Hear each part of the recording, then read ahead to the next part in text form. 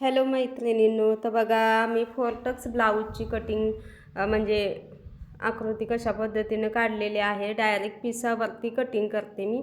तर हा मागचा भाग आहे, आणि इथून पुढं मी पुढचा भाग पण जॉईंट करूनच घेतलेला आहे इकडंच.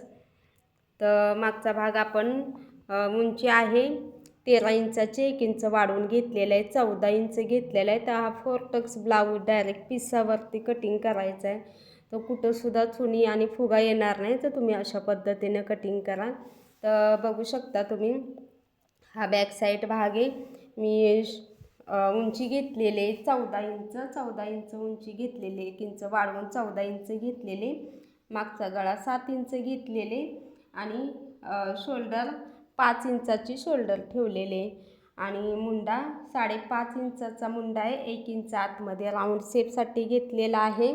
आणि बघू शकता इथं 1.5 इंच आपण छातीचं माप, छाती 9 इंचाचे, तर 9 इंचाच्या पुढं मी 1.5 इंच वाढवून घेतलेलं आहे. तर त्याच्या पुढं इथं अस्तरचा ब्लाऊज आहे हा.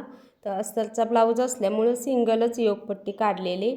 तर ही सिंगल योगपट्टी मी इथं काढलेली या साईडला. तर आता पुढचा भाग पण मी 5 इंचाचा गळा घेतलेला आहे पुढच्या भागाला. का तर वयस्कर बाई असल्यामुळं त्यांना गळा खूप लहानच लागतो, त्यासाठी मी 5 इंचाचा गळा ठेवलेला आहे. परत शिवताना आपण शेप ही देऊन 6-6.5 इंचावर गळा होतो.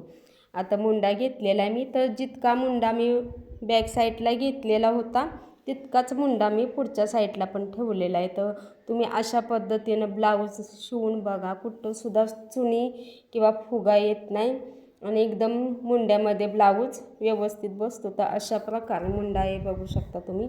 असा मुंडा खोल आपला आला का नाही तर मुंड्यामध्ये व्यवस्थित ब्लाऊज होतो आणि शोल्डरमध्ये पण व्यवस्थित ब्लाऊज बसतो. अजिबात ब्लाऊज कुठं सरकत नाही, घसरत नाही, चुनी फुगा येत नाही. तर अशा पद्धतीनं, तर मुंड्याचा महत्त्वाचा व्हिडिओ होता.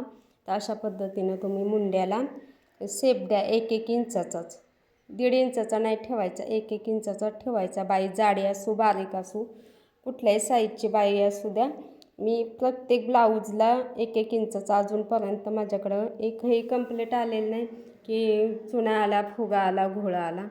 तर ही महत्त्वाची टीप आहे, तुम्ही नक्की ट्राय करा आणि बिनधास्त ट्राय करा. तर मी डायरेक्ट पिसावरती बघा आखून घेतलेलं आहे. तर आता पुढच्या भागाचं मी सांगितलं आहे गळा मुंड्याचं. तर उंची आपण काय केले, 1 इंच कमी घेतलेली. तर उंची 13 इंच आहे, तर मी 12 इंच उंची ठेवलेली आहे. तर किती सोपी बघा कटिंग असते या. फक्त मागचा पुढचा भाग केला आणि बाही तर मी आपल्याकडं फॉर्म्युला असते, फॉर्म्युल्यावरून बाही मी कटिंग केलेले. तर बाहीचं अस्तरचा ब्लाऊज असल्यामुळं बाहीला मी फक्त अर्धा इंच वाढवून घेतलेले. तर जितकी तुमची बाही असेल तितकं मोजून घ्यायचं. त्याच्या पुढं अर्धा इंच आपल्याला शिलाई मार्जिंगसाठी, अर्धा इंच बाहीसाठी ठेवायचे.